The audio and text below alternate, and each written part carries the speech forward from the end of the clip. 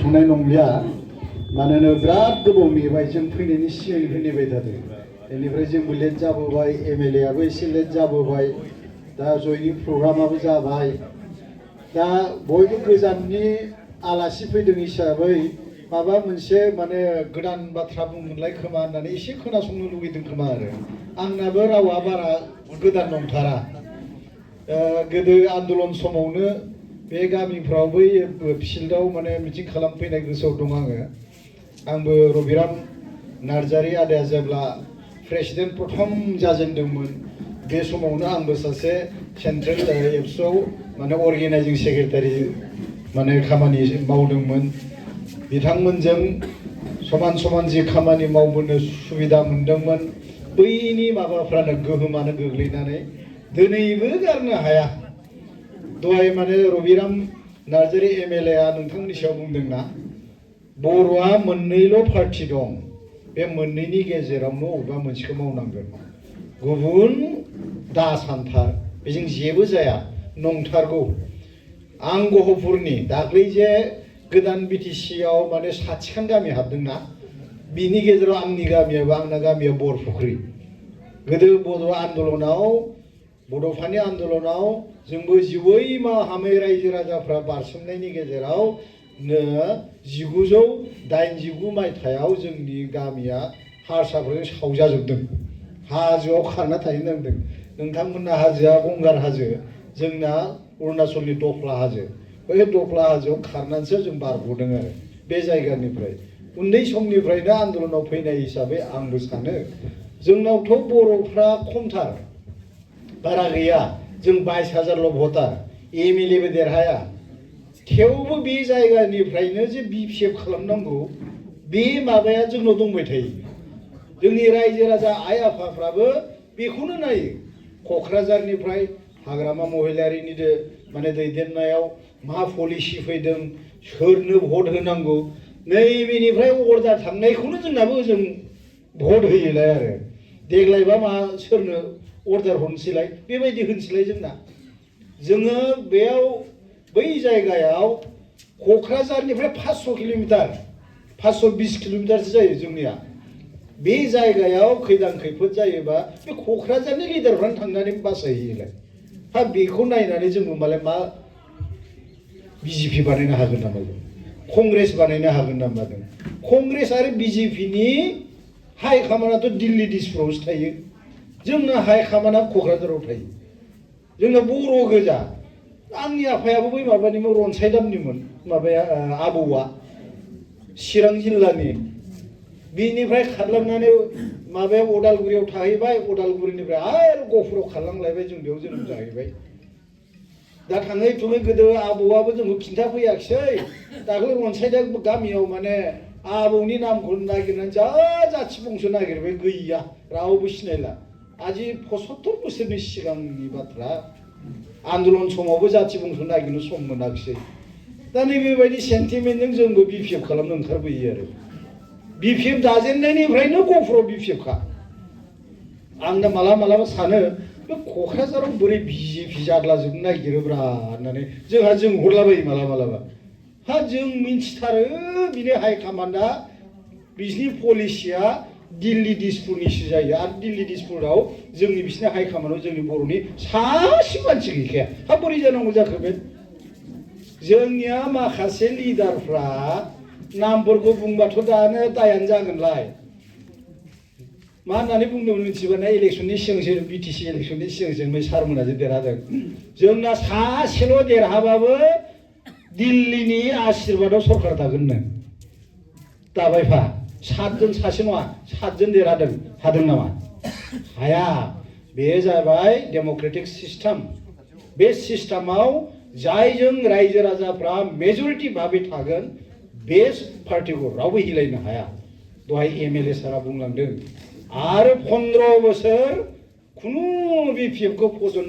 फेजेननानै सरकार सोलायनो हानाय सक्ति गैया होनना दहाय बुंलांदों नंथारगौ बे जों बुंनाय बाथ्रा नङा बे असमियाफोरनि इन्टेलेक्सुवेल्सफोर मेलेमजिबिफोर मिडियानि मानसिफोर निउज रिपर्टार बिसोर बुंनाय बाथ्रा जाय लिडारनि दैदेननायाव नोंथांमोना दिनै आंथ' सानो आरोना सार बे एरियाफ्राव जोंनाथ' बेबायदि दाबो गैया गामि बिथोर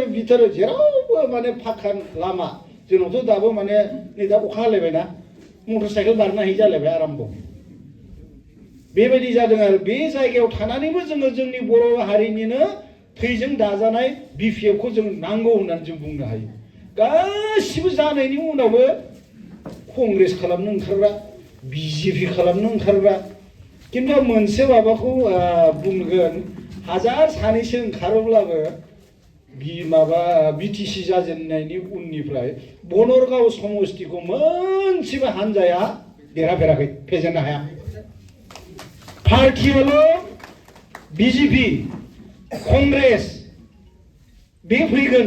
बेबायदि अनेक खोथा माने बुंफैगोन नाथाय दिनैसिम बिजेपिखौ देरहाफेरनाय नुदों नामा नोंथांमोना कंग्रेसफोरखौ देरहाफेरनाय नुदों नामा गैया मोनसेबो जोंहा बै राजीब बांगाला बिपिएफनि जानासो देरहादोंमोन ना नै दा जोंहा जुबिराज सारा बिपिएफनि जानानै देरहादों बिनि सिगां सोर दंमोन मन'जाला गैयामोन होनबा बिपिएफ जानानै देरहादों गासिबो बिपिएफ थारमाने रायजो राजाफोरनि सेन्टिमेन्टआ बर' आन्दलननि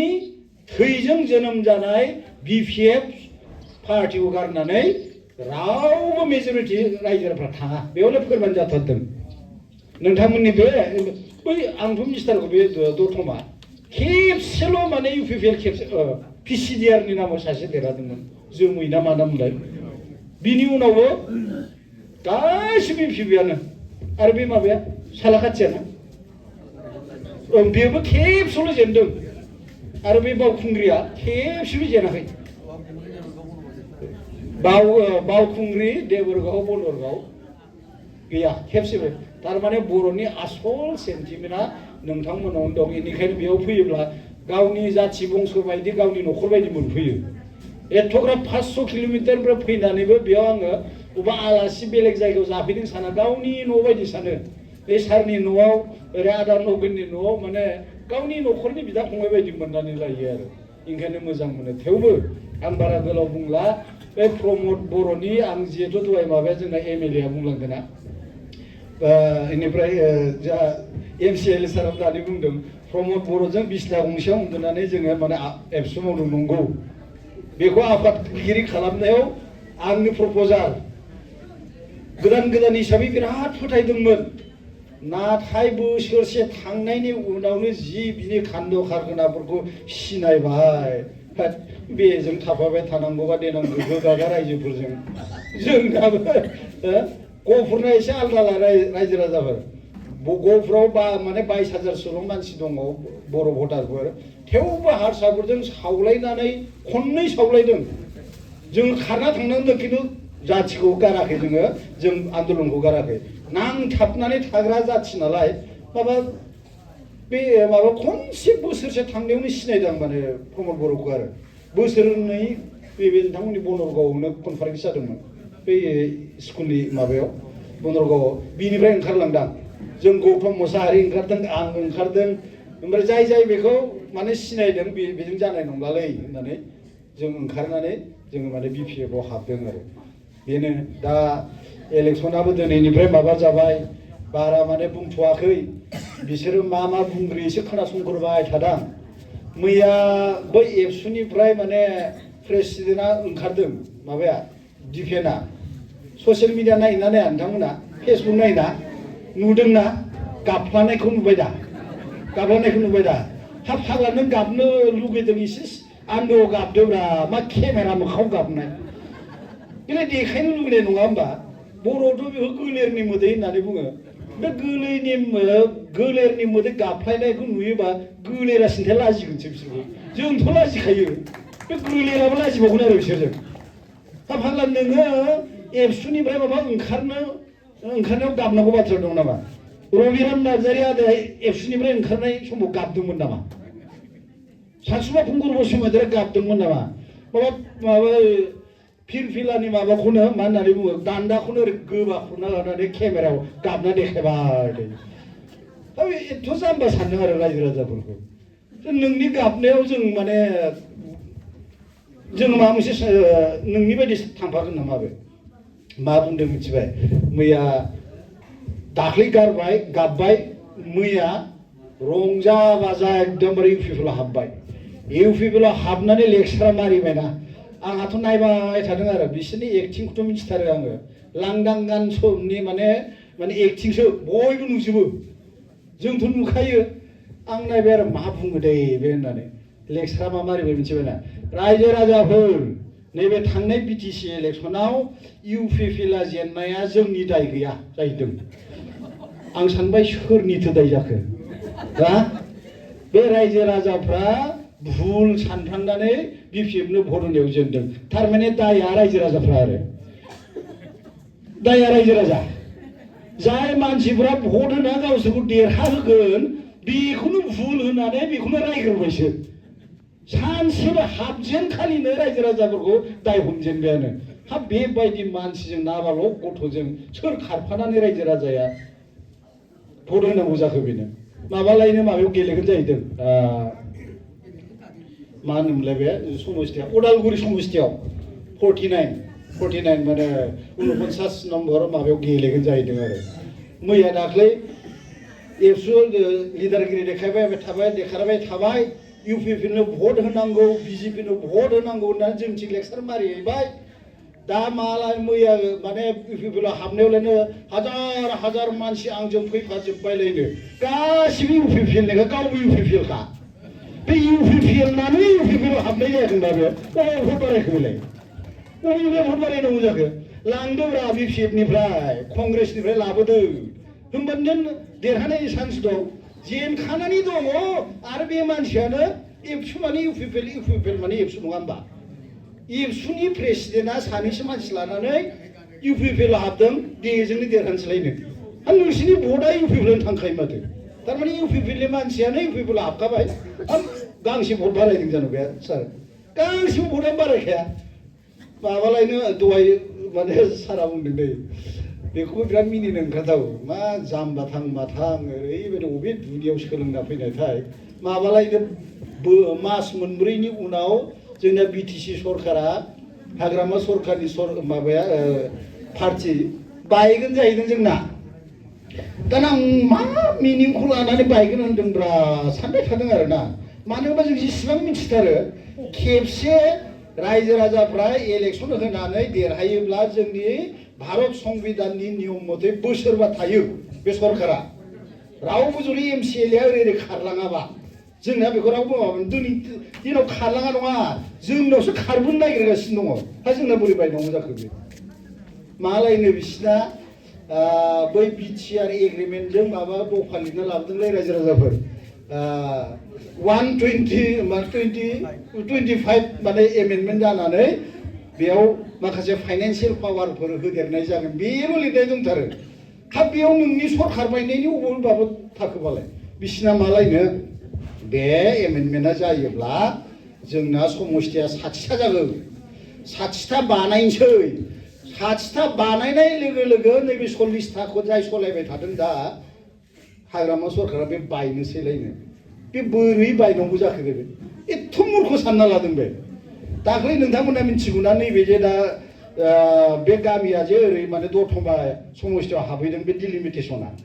डिलिमिटेसनजों थांनाय एसेम्बलि सेगमेन्टनि आरो माने लकसभा सेगमेन्टनि डिलिमिटेसन जानायनि उनाव बे एरियाया जे दतमायाव हाबबाय थांनाय 2003 मोन ना 23 निफ्राय देग्लाय माबासिम नैबे 26 सिम बे ससेयावथ' बायनांगौमोन ना डिलिमिटेसन जायोब्लानो जुदि सरकार बायोब्ला आसाम सरकाराबोथ' इदिखालि बायनांगौमोन मानो बायनो मानो होनबा खेबसे रायजो राजाफ्रा भट होनानै जायखौ सरकार फाथिदों बे पार्टियानो बोसोरबा थायो बेखौ खुनु पय्दे रावबो सिफायनो हाया आरो बिनि सिगां पन्सायतआ जोंथिंथ' पन्सायत दं नोंथांमोनाव पन्सायत गैया जोंना 6 सिदुलाव हाबबाय नै दाख्लै माने 60खान गामि हाबनानै जोंनि आवगायनि जि माने पन्सायत दाना दंमोन दिनैसिम लायाखै खेबसे इलेक्सन होबाय नालाय बे 5 बोसोरा जोबगोनब्रा जोंनाबो बे बिटिसि सरकारा 5 बोसोर थाबावगोन बिनि उनाव जाय गोदान इलेक्सनाव देरहागोन बेसो पार्टी जागोन जोंनाथ' बुंखानायानो जाहैबाय बयबो मिथिगौ 15 बोसोर आरो जोंखौ रावबो फेजेननो हाला हायोबा हिम्मत दङबा फै नैबे 5 बोसोरनि उनाव 29 ना 30आव फैथोंसैलायब्रा नांफैदोलाय हिम्मत दङब्ला नङा होमबा बेसो रायजो राजाफ्रा आं बारा गोबाव बुंला जइन जानांगौ अनेक दङ आं ओंखायनो आंनि माबाया बारा माने सुइट जायाखिसै भटबो बिथ'वाखै ओरै सारमोना जेब्ला भट बिगोन भट बिनो थाखाय खिन्थु फैबावगोन बिराद सल'बाथा खिन्थाथारनांगौ दं आंहा मा सल'बाथा मिथिगौ ना माब्रै थगायो बे प्रमद बर'आ बोरै थगायो बिनि बिराद सल' दं आंनाव बेखौ आं खिन्थागोन आरो मानो होनबा जों ज' आन्दलन खालामबोनाय मानसिमोन नालाय मिथिथारो बिनि जोंनि गेजेराव जों बेखौ मोनसे नाम दोनदों बर'आव सियालनिख्रुइ सानसे सिगां जोनोम मोननाय प्रमद बर' बिराद रागा जोंदों आंखौ एकदमबारे जाथावै बाथावै फनाव नांलायहरदों आंजों नों बे सियाल नालाय नोंखौथ' बुंगोनथ' आरो ओरैबायदि सियाल नोङो बे आसल सियाला जेसेबां सैतान